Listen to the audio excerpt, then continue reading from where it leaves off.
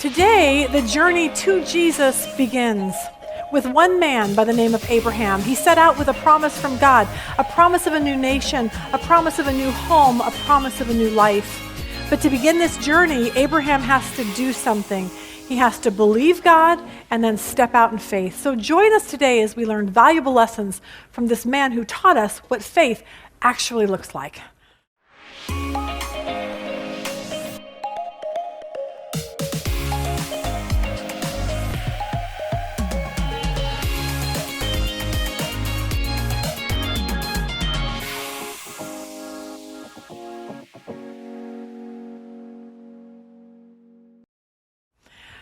Good morning. Welcome to our Women's Bible Study. We are very, very glad you're joining us today. We are continuing our series in the book of Genesis. And today the journey actually begins. The journey to redemption, the journey to the birth of Jesus, it begins right here with a man by the name of Abraham. We have spent the last 24 weeks covering big events. We covered creation, the fall, the flood. Last week we talked about the Tower of Babel, where all languages were confused. People scattered everywhere. Here's what we learn, is that the first 11 chapters of Genesis covered 2,000 years. But the rest of Genesis, the next 39 chapters, will cover only 350 years, and it will be focused on one man and basically his descendants.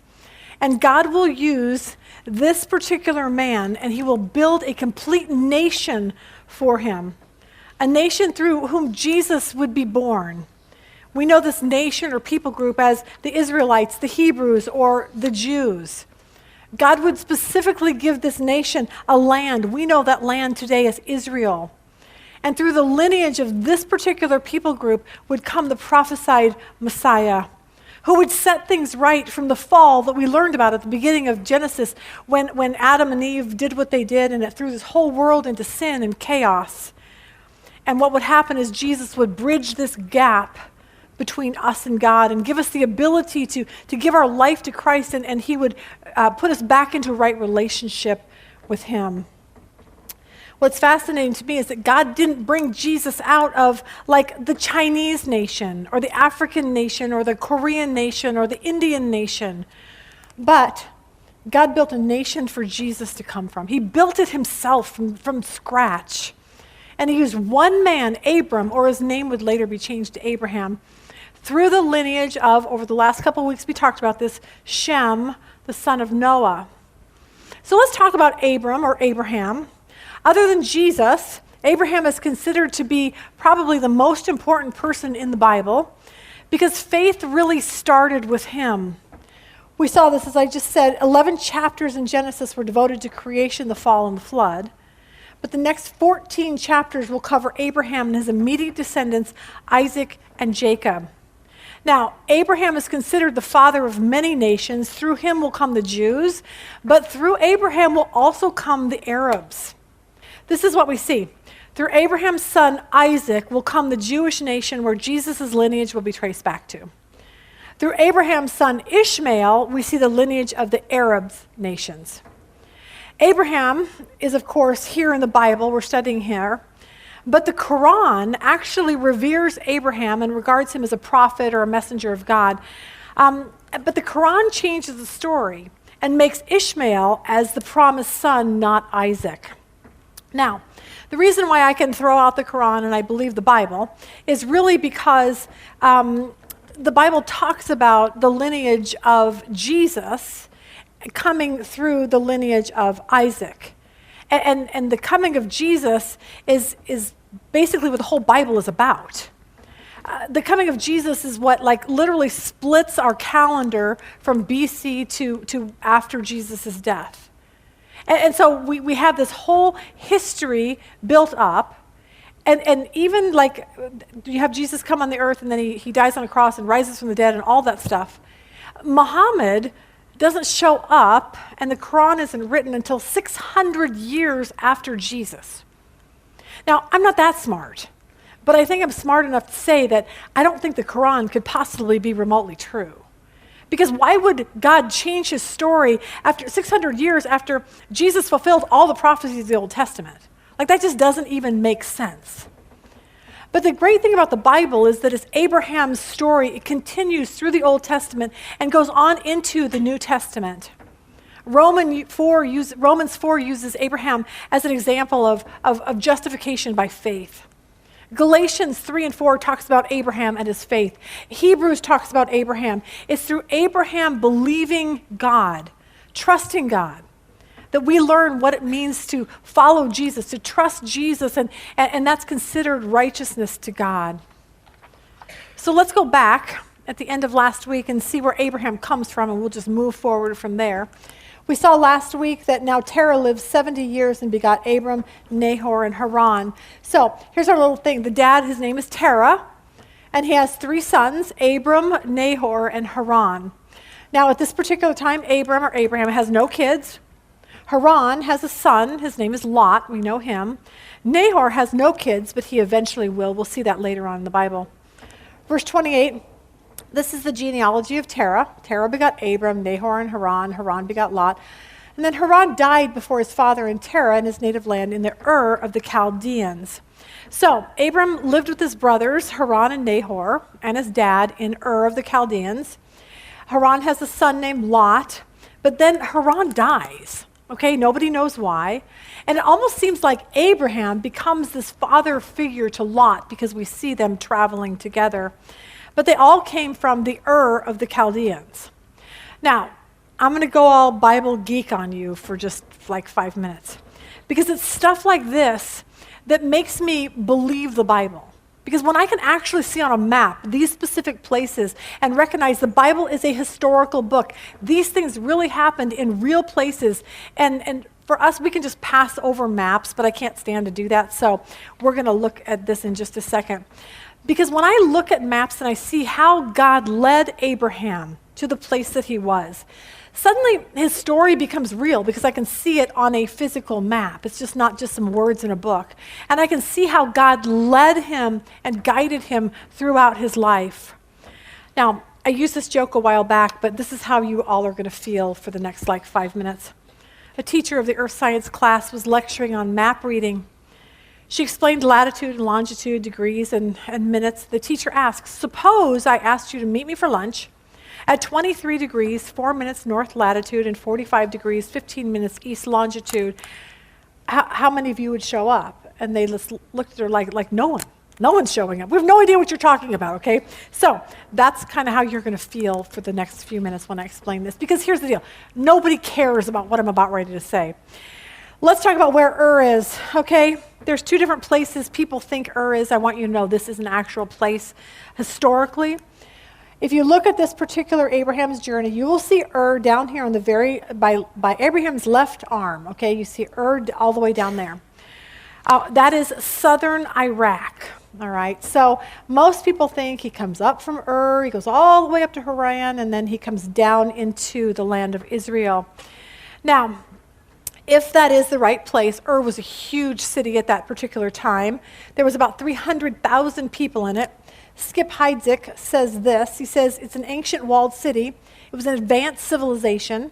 Archaeological discoveries have revealed advancements in musical instruments and in crafts there. There was a university there with a giant library. They specialized in astronomy, in mathematics, advanced culture. But at the same time, it was one of the centers of idolatry and idol worship. In the center of that town was a huge temple, ziggurat, or a tower like the Tower of Babel that stretched up into the heaven. There was a lot of different gods and goddesses that were worshipped in Ur of the Chaldeans. So if that was the right Ur, it would kind of make sense because Joshua 24, verse 2 says this. Joshua said to all the people, this is what the Lord, the God of Israel, said. Long ago, your forefathers, including Terah, the father of Abraham and Nahor, lived beyond the river and worshipped other gods. So we can see that Abraham didn't come from a Christian home, okay? He didn't even come from a God-fearing home. He really came from a town and possibly his father where they worshipped false gods. So there was a lot of idolatry going on, and so this is where God pulled Abraham from. Now, a lot of people think that that's how it played out. A lot of people think, like I said, Ur is all the way down here. Except there's a problem. And there's a problem with the verse that we just read. Look at this. The bottom of that, long ago your forefathers, blah, blah, blah. He lived beyond the river and worshipped other gods. If you look at this map, you see that is not beyond the river. It's on this side of the river for Israel. So if you look at it like that, you're like, wait a minute, that can't possibly be So what's our second option? Our second option, and this makes so much sense to me, is that is up here. If you look at Haran, and you look at Urfa above it at the very, very top, you see instead of coming all the way from Iraq and coming up that way, it's up north, way up north. So you have and then you have Haran, and it's at the other side of the river, because that's the Euphrates River right there, and would be on the other side of it. So that just kind of total makes sense to me. It also makes sense because and Haran are really close to each other. So they take off from and they go to Haran. It's not this big, long, massive whatever. So, all right, that's my Bible geek out. So there you go. It's weird, though, that Haran is the name of a town. It's also the name of the brother, Abraham's brother who died. And nobody knows really why that is, so whatever. All right, let's move on. Then Abram and Nahor took wives. The name of Abraham's wife was Sarah. I keep saying Abraham, but whatever. The name of Nahor's wife, Milcah, the daughter of Haran, the father of Milcah, the father of Iscah. Sarah was barren, had no child. Terah took his son Abram, his grandson Lot, the son of Haran, his daughter-in-law Sarah, his son Abram's wife, and they went out with them from of the Chaldeans, all the way up north, I say, to go to the land of Canaan. They came to Haran, and they dwelt there. Now, if you look at that map, you can see they're supposed to go down into the land of Canaan, what we know as Israel. But they stopped. They made this stop along the way in Haran. Now, I don't know why. The plan seems to be to have gone to Israel, but no one really understands why they stopped. Maybe they left because Haran, the brother, died up in Maybe they were sad. Maybe they named the city after him. Nobody really knows. Maybe they just wanted a new start. But the interesting part is that we have in Acts, Stephen, he fills in the blank for us. When he's standing up and telling the history of the nation of Israel, he says this in Acts 7, verse 1. He says, "Then the high priest asked him, 'Are these charges true?' And he replied, 'Brothers and fathers, listen to me. The God of glory appeared to our father Abraham while he was still in Mesopotamia, So I threw in my own thing right there. Mesopotamia could have been in southern Iraq or southern Turkey before he lived in Haran. So my whole point to that is, if what Stephen says is true, which I'm assuming it is, then that just means that God called Abraham all the way up when he was in Ur of the Chaldeans. Before anything, he called him up there. It wasn't the first time. And so now they're on their way down, and then they stop for whatever reason. Now, they stopped until this happened. The days of Terah were 205, and then Terah died in Haran. Now, when his dad died, suddenly now it leaves Abram, Sarah, and Lot living in Haran. And then God speaks to Abraham a second time. Now, this begs the question, why didn't Abraham continue? Why didn't he continue God's original instructions? If God said, go to Canaan, why would he just make this stop along the way? And nobody knows. Maybe his dad was sick. Maybe his dad was into the false gods and didn't believe that the God of Abraham, Isaac, and Jacob actually spoke to Abraham. We don't know. But here's the really good news. If in fact Abraham was disobeying God by putting roots down in Haran, the good news is this. God didn't give up on Abraham. He didn't give up on him. He didn't say, you know what, Abraham, you're pathetic. I want to tell you one time. You didn't listen the first time, so I'm done with you. Call on someone else. He didn't say that. He gave Abraham a second chance, and God is really, really good at doing that. Think about Moses when Moses murdered the Egyptian. He thinks his life is over. He thinks God would never use him. 40 years later, God says, come on, Moses, let's go. I've got a job for you. Think of the nation of Israel all through the Old Testament. Over and over and over, God gives these people second chance over second chance. It's crazy. Think of Jesus with Peter. Peter denies Jesus 3 times, and Jesus is like, come on, Peter, we got work to do. Gives him a second chance. Think of John Mark, who left the Apostle Paul on the mission field, and Paul was so annoyed with him. And yet he was restored, and John Mark went on to write the book of Mark in one of the Gospels.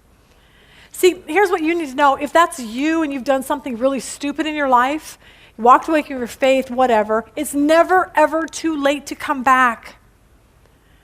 If you had a rough start, if you had a bad beginning, there's always, always a second half. Think about football, basketball, soccer. There's always a halftime. Halftime is time like where we kind of recoup. It's a time to encourage each other to do better. There's a second half. Let's get going. The great thing about halftime is that there's a whole second half in which a team can turn things around. Right now, we just got through the playoffs. The Arizona Cardinals, were doing really good at the beginning. They were in the playoff game, and Rob had a friend over that was watching, and they walked out just to hear his friend say, well, it's almost halftime. When we come back from halftime, it'll tell us exactly what's going to happen for the game.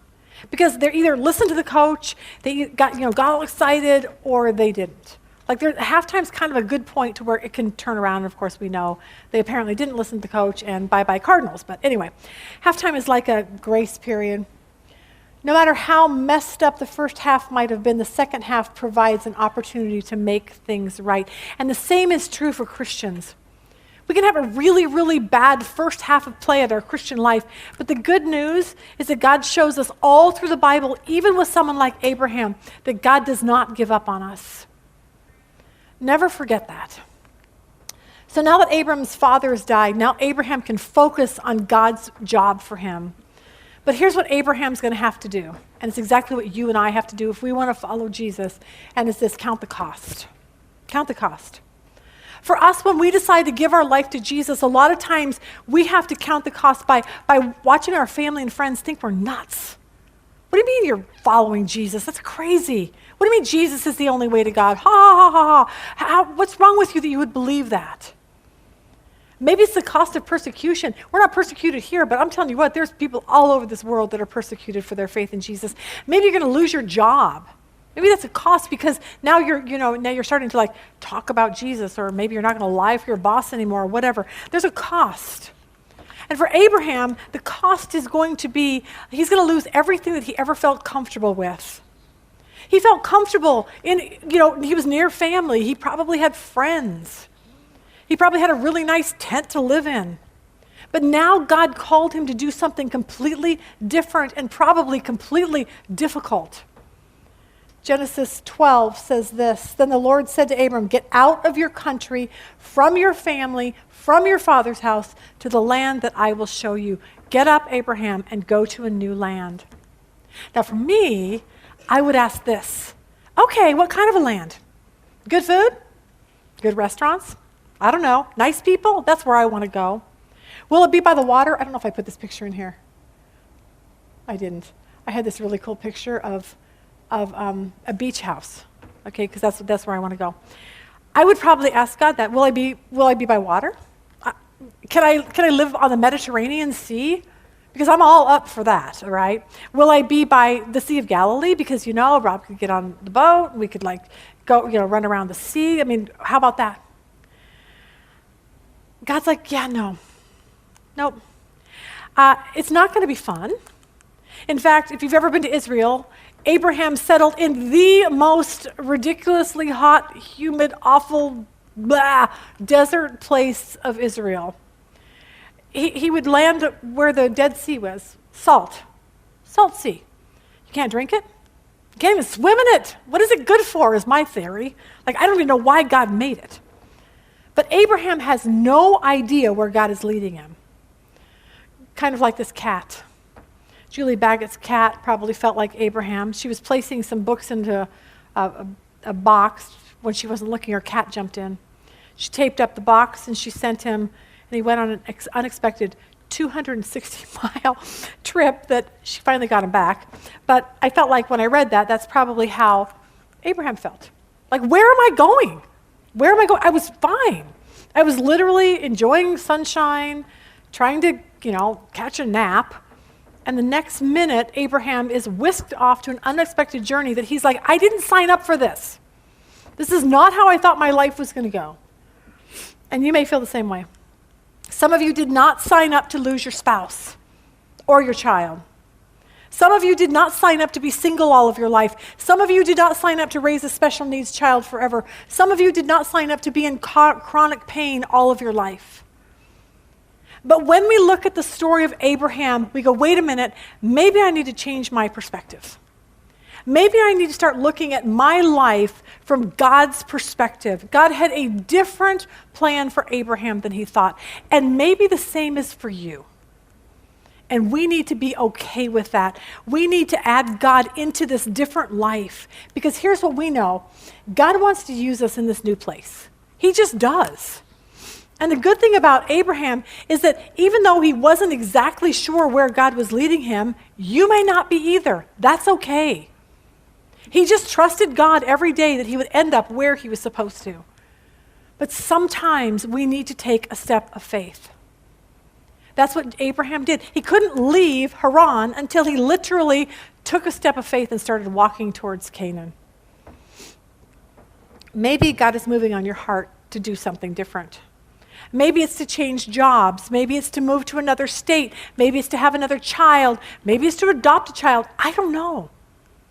But you just pray about it. You keep praying. And if you feel like this is something God wants you to do, then step out of your comfort zone, because Abraham would have had to have stepped out of his. You got to do that. Take that step of faith.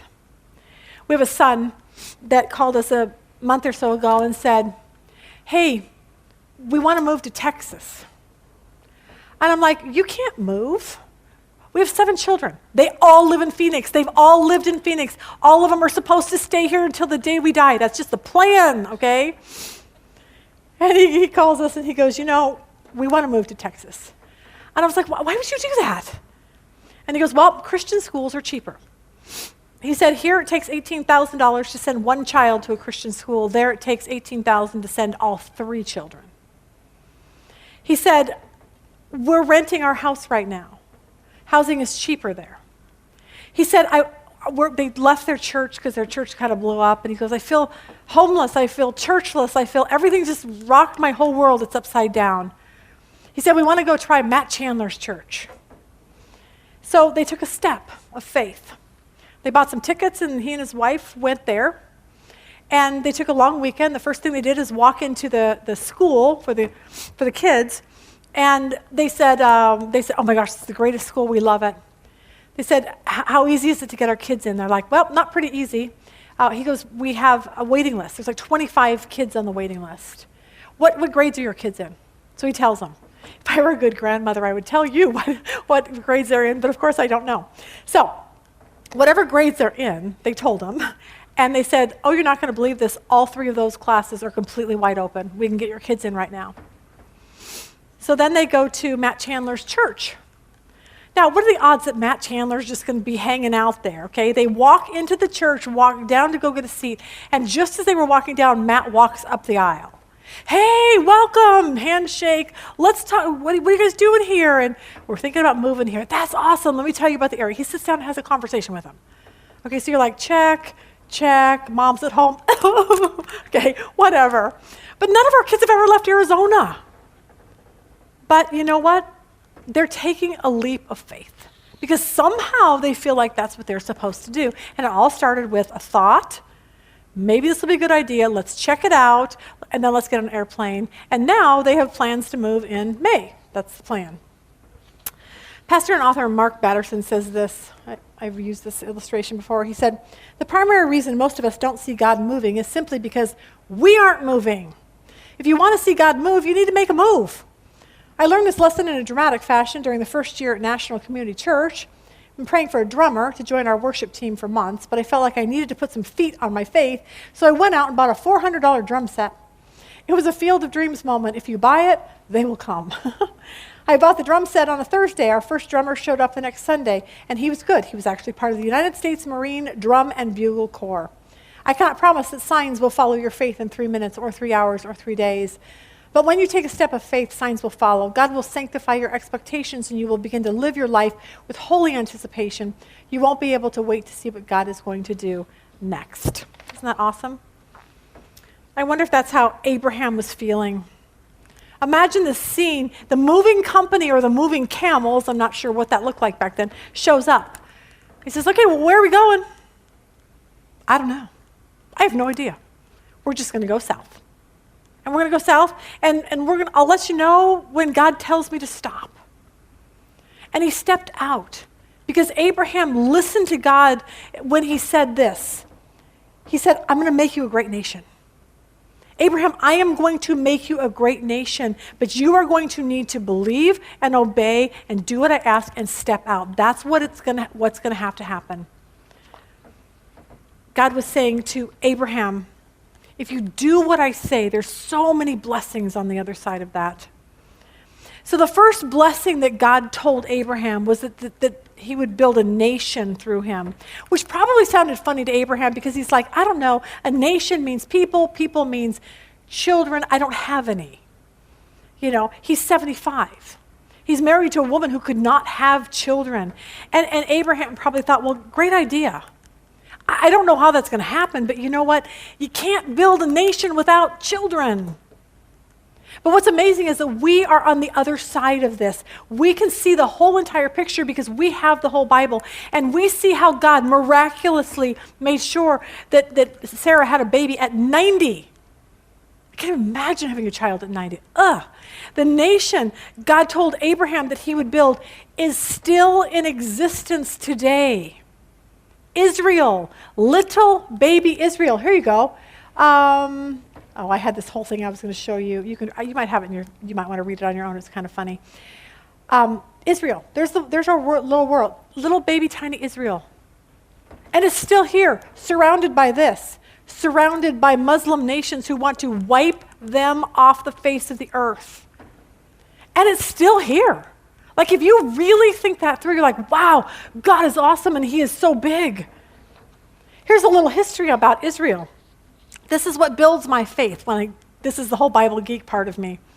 63 BC before Christ, the Romans conquered Judea. So the Romans come in and take over Jerusalem. 37 BC before Jesus, 37 years, Herod assumes the throne, rebuilds the second temple. So now whenever you read about, Jesus went to the temple, this is Herod's temple.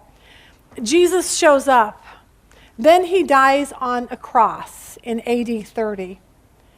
In AD 66, and actually probably around AD 70, the Jews revolt against Rome. The Romans recapture Jerusalem and a long siege, and they destroy the temple.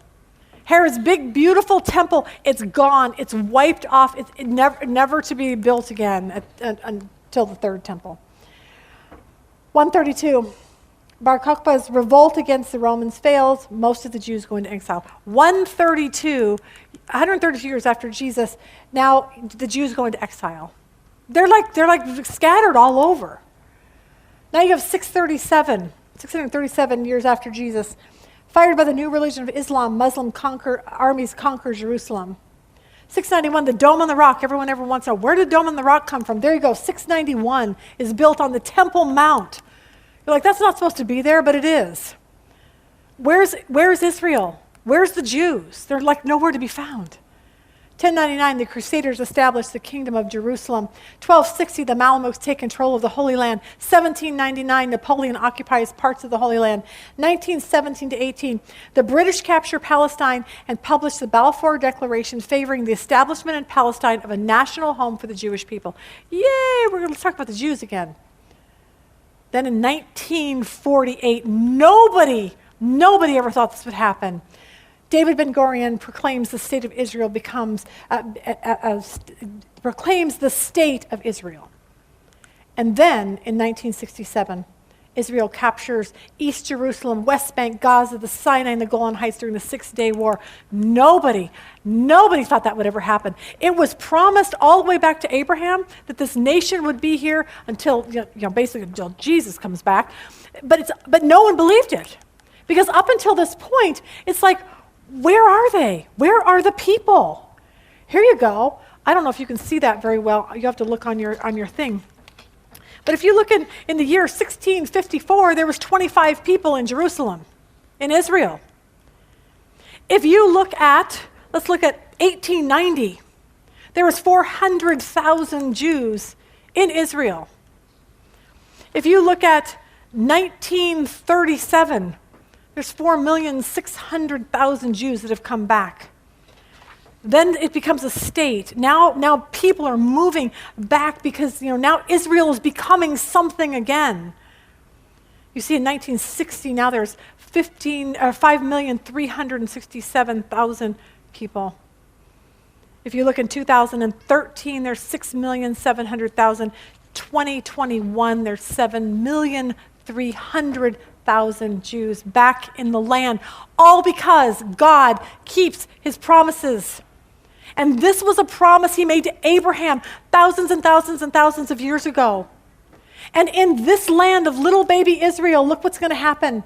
In that day, when Jesus returns, his feet will stand on the Mount of Olives, which is in front of Jerusalem on the east, and the Mount of Olives will be split in the middle from the east to the west by a very large valley, so that half of the mountain will move towards the north and the other half towards the south. Jesus is coming back, and Israel will still be there.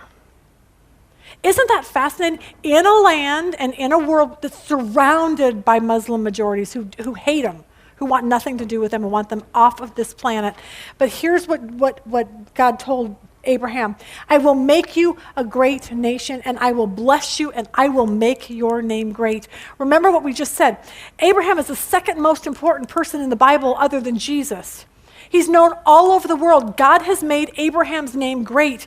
Through Jews, through Muslims, through Christians, God has kept his promise in the year 2022 still to Abraham. He goes on to say, and you shall be a blessing. I will bless those who bless you, and I will curse him who curses you, and in the families of the earth shall be blessed. All the way back to Genesis 12:3, we can see the earth will be blessed because of the descendants of Abraham. All through the lineage will come Jesus, who will save us from our sins so we can spend eternity with God forever. And sometimes I wonder if the United States is blessed the way we are because we've always been a friend of Israel. But I will tell you something, the day that changes is the day this country will change. I believe that because the Bible tells us that. I always say you need to make sure and vote for presidents and government officials who love Israel. So Abraham departed as the Lord had spoken to him, and Lot went with him, and Abram was 75 years old when he departed from Haran. So I want to end here. He's 75 years old, and God says, I have a job for you. What are you doing if you're 75, 80, 85, 90? See, we live in this world where we're told, oh, you just need to retire and take life easy. I find that nowhere in the Bible, nowhere. Moses served God until he died. David served God until he died. Peter, Paul, James, all of them, they all served God until the day that they died. Maybe they were older, but they never retired from serving the Lord. And I think even though you can't do as much as you did when you were 30, we can still do something. Because I think Paul was right, and he says it best, and I say this all the time. For me to live is Christ. To die is gain. I want to spend my last moments on this earth living for Christ, because I know when I die, it's going to be gain. Abraham started his journey with God at 75. If you are older, God is not done with you yet. Please understand that. Get involved with something that will help people grow in their faith. And I will end here. John Piper preached a sermon. I actually put this in, I think, our last Encouraging Truth session, but it kind of fits here. He says this, he says, I will tell you what a tragedy is. I will show you how to waste your life. Consider a story from the February 1998 edition of Reader's Digest, which tells about a couple who took early retirement from their jobs in the Northeast 5 years ago, where he was 59 and she was 51. Now they live in Punta Gorda, Florida, where they cruise on their 30-foot trawler, play softball, and collect shells. At first when I read it, I thought it might be a joke, a spoof on the American dream, but it wasn't. Tragically, this was the dream. Come to the end of your life, your one and only precious God-given life, and let the last great work of your life before you give an account to your Creator be this: playing softball and collecting shells. Picture them before Christ at the day of judgment. Look, Lord, see my shells. This is a tragedy, and people today are spending billions of dollars to persuade you to embrace that tragic dream. over against that, I put my protest. Don't buy it. Don't waste your life. Father, thank you for your word. Thank you for your promises to Abraham. Thank you that we see his life. God, help us to move forward, step out in faith for the things that you're calling us to do, and help us to know that until the day we die, we want to serve you. God, I pray that with everything in me. Thank you for the life of Abraham. Thank you for all the lives of all the people in the Bible that we're learning about. Help us to use these lessons to move us forward, to trust you more, to believe in you more, and to serve you more until the day we die. Thank you for Jesus. In his name we pray. Amen.